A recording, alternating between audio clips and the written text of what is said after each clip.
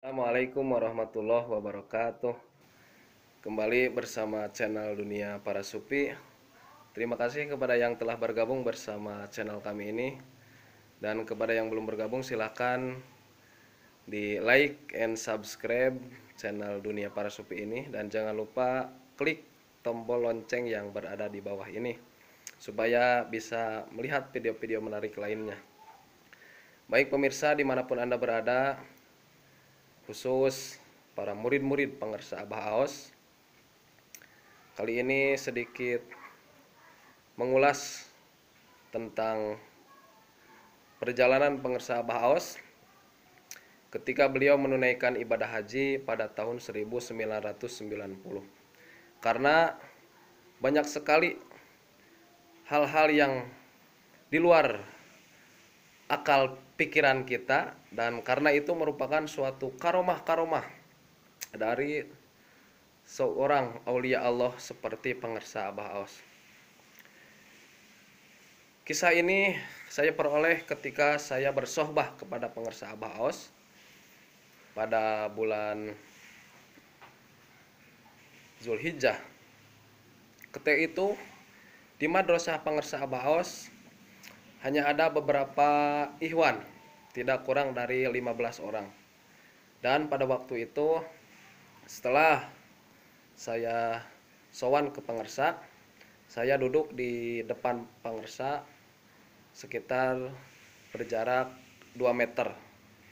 Ketika itu pengersa Abah Aos sedang didampingi oleh Profesor Hedi Ahimsa yang berasal dari Yogyakarta, dan beliau merupakan salah seorang wakil talqin dari pengersa Abah Aos. Mungkin karena Profesor Hedi hanya mendengar dari orang-orang, dari sebagian ikhwan tentang gelar dibalik gelar Saifullah Maslulnya pengersa Abah Aos, maka pada kesempatan itu Profesor Hedi menanyakan langsung kepada pengersa Abah Aos tentang bagaimana tentang peristiwa sehingga beliau dijuluki oleh pengersa Abah Anom sebagai Saifullah Maslul. Dengan tawadu, rendah hati, karena ada salah seorang murid yang bertanya kepada seorang guru, maka pada waktu itu pengersa Abah Aos bercerita kepada Profesor Hedi, dan beliau pun menyampaikan kepada Profesor Hedi hanya dengan bahasa yang rendah. Dan mungkin karena jarak saya dekat dengan beliau berdua, maka saya alhamdulillah bisa mendengar langsung apa yang beliau sampaikan kepada Profesor Hedi. Yang disampaikan pengersa Abah Aos tentang ketika beliau menunaikan ibadah haji, beliau 3 hari sebelum beliau berangkat ke Tanah Suci, beliau sowan dulu ke pengersa Abah Anom. Disinilah awal mula kisah beliau. Beliau pada waktu itu sowan kepada pengersa Abah Anom, dan yang beliau sampaikan kepada pengersa Abah Anom bukan meminta izin untuk menunaikan ibadah haji, karena Abah Aos sendiri pasti sudah, karena pengersa Abah Anom pasti sudah tahu kalau pengersa Abah Aos ingin menunaikan ibadah haji. Tapi yang disampaikan oleh pengersa Abah Aos kepada gurunya pengersa Abah Anom, pengersa Abah Aos berkata dalam bahasa Sunda, "Abah, abdi mah hanya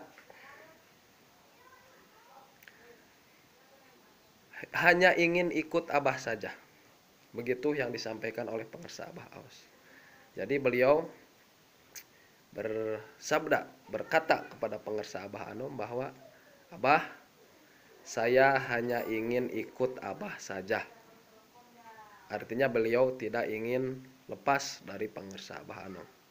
Bahkan pengersa Abah Aos berkata, hanya untuk ke kamar mandi saja pengersa Abah Aos tidak meminta izin kepada pengersa Abah Anom.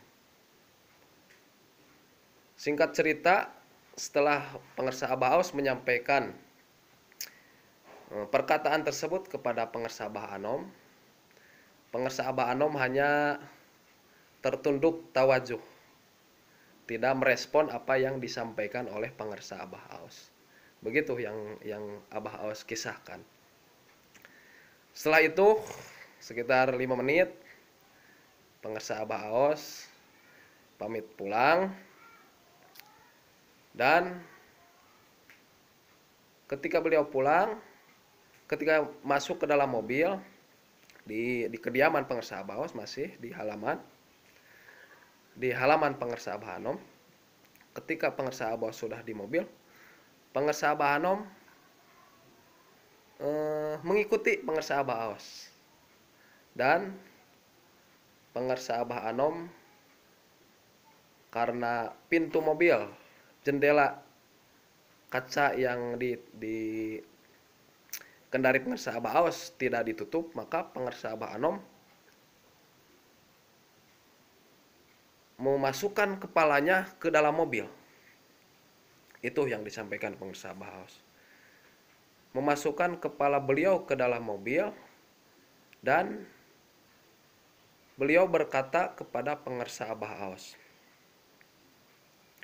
jadi itu kemauan kamu, begitu yang disampaikan pengersa Abah Anom. Jadi itu kemauan kamu, ya udah, kalau begitu Abah tunggu di sana. Hanya itu kalimat yang diucapkan oleh pengersa Abah Anom ketika pengersa Abah Aos dalam rangka meminta restu ketika sebelum beliau menunaikan ibadah haji. Jadi pengersa Abah Aos berkata, Abah, saya hanya ingin ikut Abah saja. Dan pengersa Abah Anom menjawab, kalau begitu tunggu Abah di sana. Setelah itu beliau pamit. Singkat cerita, beliau terbang menunaikan ibadah haji. Dan ketika beliau sampai di Haromain sana, terjadi peristiwa yang mengherankan. Disinilah awal mula karomah pengersa Abah Anom ditampakkan di dalam pandangan pengersa Abah Aos. Ketika pengersa Abah Aos bersama rombongan di sebuah mobil menuju pemondokan, tiba-tiba mobil yang mereka kendarai mogok. Tiba-tiba mogok. Setelah diperiksa oleh mekanik, mobil dalam keadaan baik-baik saja. Tapi anehnya tidak bisa jalan. Setelah itu, pengersa Abah Aos menoleh ke sebelah kiri jalan. Pengersa Abah Aos tidak tahu kalau di sana karena beliau juga baru menunaikan ibadah haji. Ketika beliau menoleh ke sebelah kiri, beliau mendapati bahwa di sana ada sebuah pemondokan. Dan nama dari pemondokan itu adalah Pemondokan Khalid bin Walid. Kami yang mendengar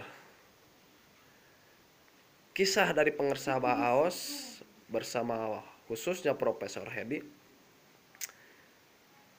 kalau diibaratkan sampai tidak ngedip mendengar kisah dari pengersa Abah Aos ini yang luar biasa.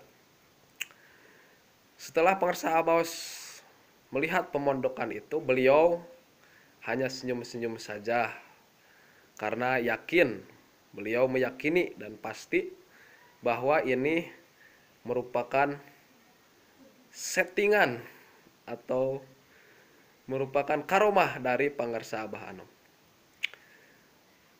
Tidak lama kemudian, ketua regu dari rombongan tersebut mengusulkan karena mobil sudah tidak bisa jalan dan pada waktu itu malam hari sudah hampir jam 9 setengah 10-an, maka diusulkan, ketua rombongan mengusulkan untuk menginap di pemondokan Khalid bin Walid. Setelah keluar mereka semua, maka karena pemondokan itu sekitar 5 lantai kurang lebih, maka semua para jamaah pada ingin mondok di lantai paling bawah karena pemondokan itu tidak menggunakan lift, tidak menggunakan lift. Jadi kalau nginep di lantai 2, lantai 3 dan seterusnya harus jalan kaki naik tangga. Maka diusulkan pada waktu itu dilakukan pengundian. Ya, setelah dilakukan pengundian, maka maksudnya dilakukan pengundian untuk yang pertama keluar dari undian tersebut, maka dia yang berhak menginap di lantai paling bawah. Setelah dilakukan persiapan untuk pengundian, maka dilakukanlah pengundian. Setelah keluar satu nama dari pengundian tersebut, dibukalah nama tersebut. Dan nama yang keluar dari pengundian pertama ialah Hajah Rosliana Gaus. Jadi yang keluar adalah nama dari istri Pangarsa Abah Aos. Para jemaah yang lain merasa keberatan karena mereka berdua, Pangarsa Abah Aos dan istri, pada waktu itu masih dalam keadaan muda, masih jag-jag belejag. Jadi para jemaah yang lain banyak yang tidak menerima. Setelah itu diulangi lagi. Pengundian yang kedua yang keluar masih nama istri Pangarsa Abah Aos. Para jemaah yang lain masih tidak mau menerima. Maka diusulkan undian dilakukan lagi. Dan setelah dilakukan pengundian yang ketiga, masih yang keluar nama dari istri Pangarsa Abah Aos. Pangarsa Abah Aos hanya senyum-senyum saja karena beliau yakin bahwa ini semua sudah disetting khusus oleh Pangarsa Abah Anom. Setelah itu beliau nginep di pemondokan itu di lantai paling bawah. Dan di akhir cerita beliau menyampaikan dan setelah kami mondok di lantai paling bawah, maka jam 12 malam beliau hadir mengunjungi kami, yaitu Pangarsa Abah Anom. Jadi nyata sudah apa yang disampaikan oleh Pangarsa Abah Anom, bahwa beliau menyampaikan kalau Aos ingin ikut Abah, Pangarsa Abah Anom menyampaikan Abah nunggu di sana, Abah tunggu di sana. Jadi terbukti bahwa beliau sudah ditunggu oleh Pangarsa Abah Anom di pemondokan Khalid bin Walid yang ada di lantai paling bawah. Yang lantai paling bawah itu merupakan rumah asli tempat kediaman Sayyidina Khalid bin Walid dulu ketika beliau berjuang menegakkan agama ini. Itulah terakhir kata yang disampaikan Pangarsa Abah Aos, bahwa jam 12 malam Pangarsa Abah datang. Beliau tidak menyampaikan tentang kisah-kisah berikutnya karena itu merupakan karomah-karomah yang seyogianya tidak boleh diumbar atau diomongkan ke halayak ramai. itu merupakan eh, haram hukumnya seorang waliullah mengisahkan keluar biasaan yang terjadi pada dirinya.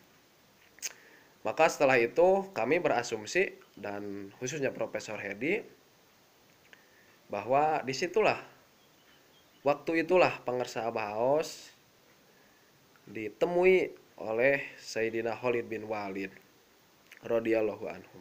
Karena Profesor Hedi pun setelah pengersa Abah Aos diam, tidak berbicara lagi, pengersa Profesor Hedi malah balik bertanya kepada pengersa Abah Aos. Jadi pengersa waktu itu ya pengersa ditemui oleh Sayyidina Khalid bin Walid. Pengersa Abah Aos hanya diam saja dan beliau hanya menunduk saja, tidak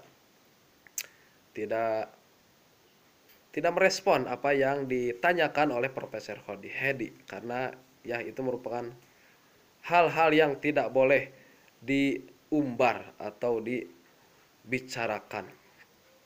Itu merupakan kisah saya ketika saya sohbah di Madrasah Pengersa Abah Aos. Alhamdulillah, mungkin tidak banyak ikhwan yang tahu, dan melalui video ini sedikit berbagi buat para ikhwan yang mencintai kepada Pengersa Abah Aos, bahwa itulah beliau. Biarpun banyak orang yang mencaci atau tidak mengakui tentang kemursidan Pengersa Abah Aos, maka kita sebagai murid dari beliau, orang yang mencintai beliau, hendaknya kita bersikap legowo, tidak memaksakan apa yang kita yakini. Artinya, kalaupun ada orang-orang yang membenci atau menggunjing Pengersa Abah Aos, kita senyumin aja. Gak usah diladenin. Karena pada intinya itu merupakan pupuk bagi Pengersa Abah Aos, supaya beliau semakin, kalau diibaratkan pohon, semakin tinggi. Jadi semakin banyak yang membenci, yang mencaci, maka semakin banyak pupuk yang diterima oleh suatu tanaman itu. Mudah-mudahan kita semua dapat mengambil pelajaran hikmah yang terkandung di dalam kisah ini, dan kita semua bisa mengikuti, meneladani apa yang dicontohkan oleh beliau Pengersa Abah Aos. Al-Fatihah. Assalamualaikum warahmatullahi wabarakatuh.